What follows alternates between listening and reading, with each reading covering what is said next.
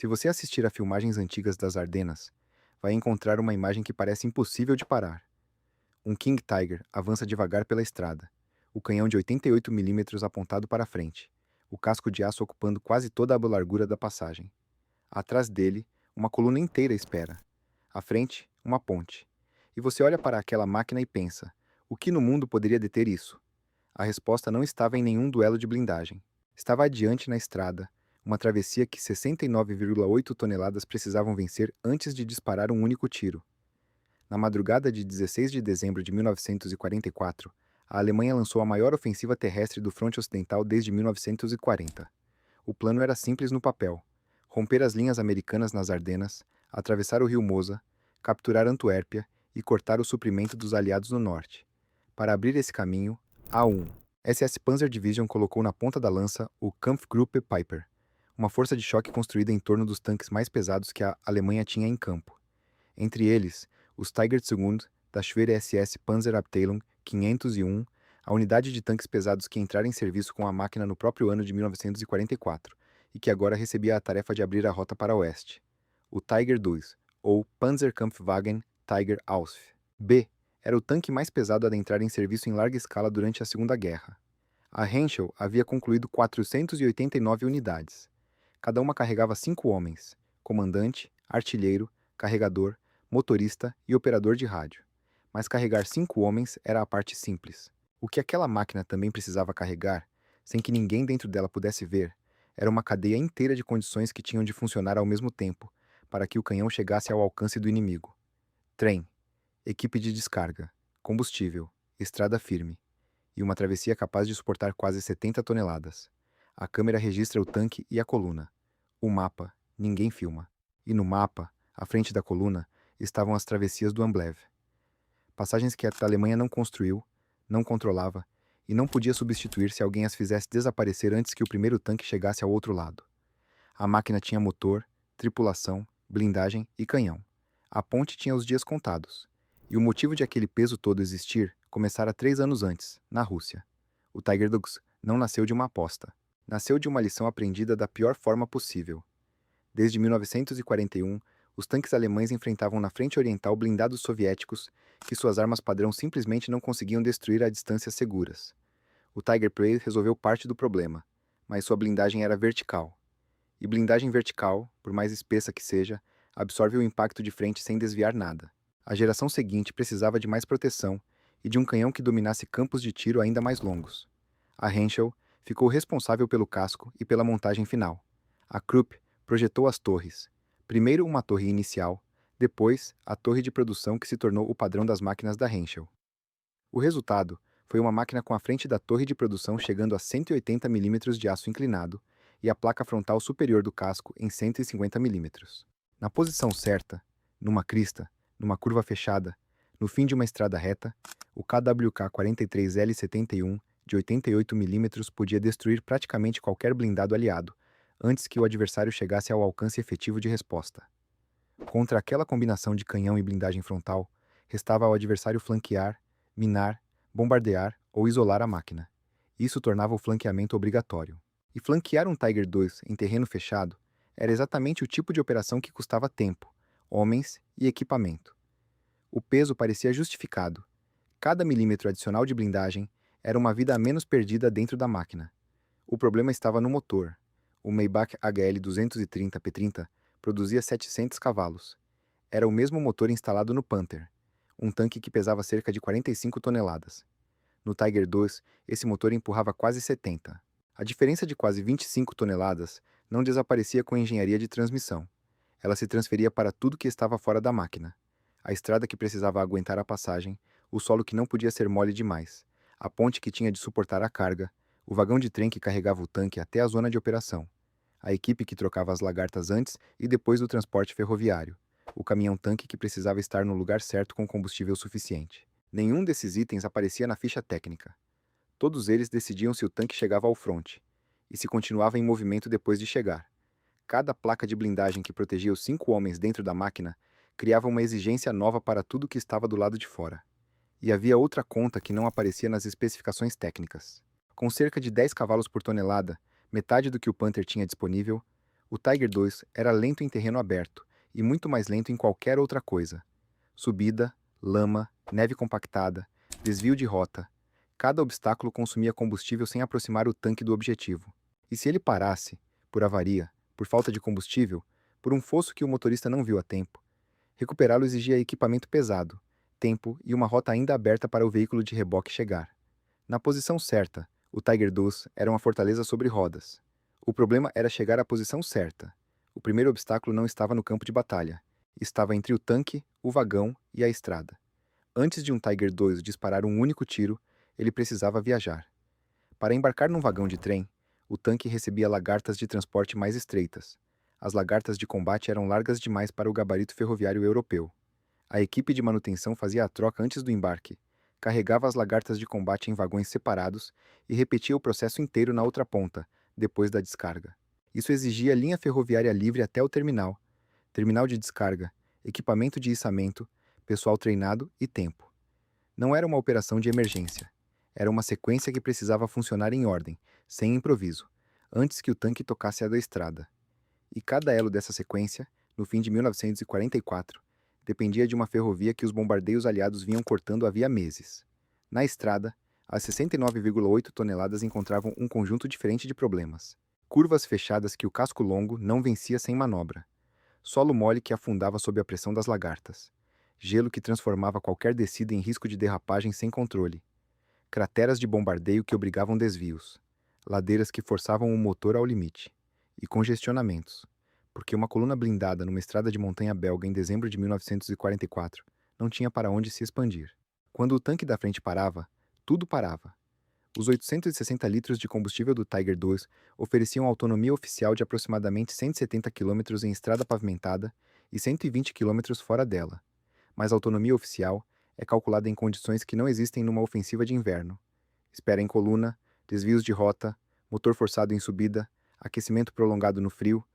Tudo isso consumia combustível sem mover o tanque 1 metro em direção ao objetivo. E cada litro gasto a mais era um litro que precisava chegar por caminhão, pela mesma estrada congestionada, antes que o tanque ficasse parado. Se ele avariasse, e os primeiros Tiger II tinham problemas conhecidos de transmissão, direção e vedação, parcialmente corrigidos nas versões posteriores, mas nunca completamente eliminados em condições de campanha. Recuperá-lo exigia 1 ou 2 Berge Panther, uma rota aberta para o veículo de reboque e horas que a ofensiva não tinha para desperdiçar. Toda essa cadeia se estreitava à medida que o Kampfgruppe Peiper avançava para oeste pelas Ardenas. O Vale do Amblève era o corredor natural. Mas corredor natural significa exatamente isso: uma passagem única, definida pelo terreno, sem alternativa lateral. E passagem única significa que quem controla as travessias controla o avanço inteiro. Em 18 de dezembro de 1944, 2 dias depois do início da ofensiva, a coluna de Peiper chegou a Trois Ponts. O nome diz tudo: 3 pontes. 3 pontos onde o Amblève e seus afluentes podiam ser cruzados.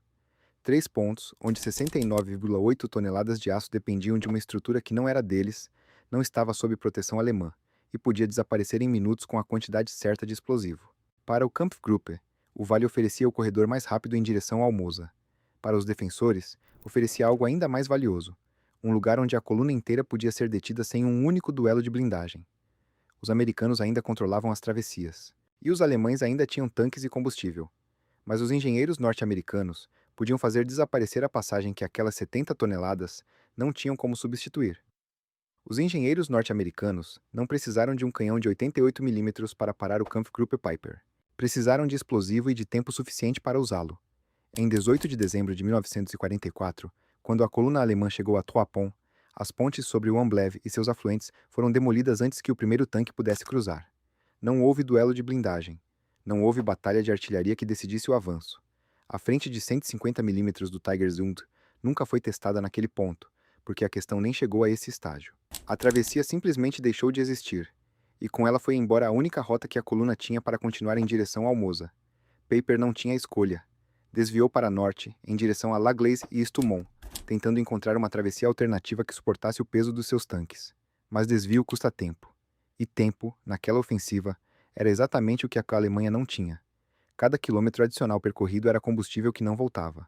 Cada hora perdida em estrada de montanha belga era uma hora que os americanos usavam para fechar os próximos acessos, reforçar posições e atacar a cauda da coluna, o trecho onde chegavam combustível, munição, peças de reposição e as equipes de manutenção que mantinham os tanques em movimento. Quando a cauda começa a ser pressionada, a frente começa a morrer de fome, não de projéteis, de logística. Enquanto Paper tentava manter o avanço pelo corredor cada vez mais estreito entre La Glaise e Stoumont, forças americanas foram fechando os acessos ao redor. Não era um cerco no sentido clássico.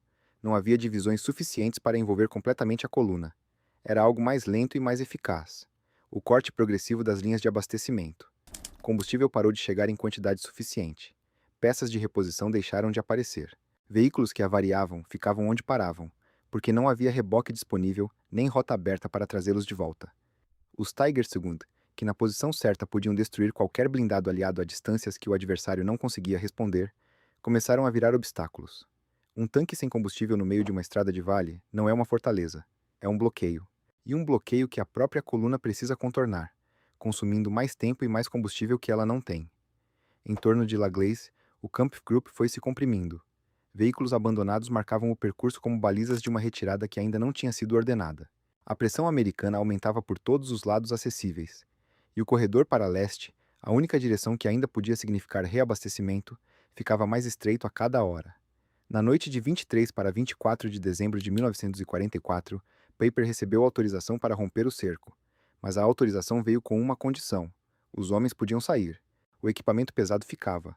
Os sobreviventes abandonaram os tanques, os veículos blindados, os caminhões e tudo que não cabia numa retirada a pé pela floresta.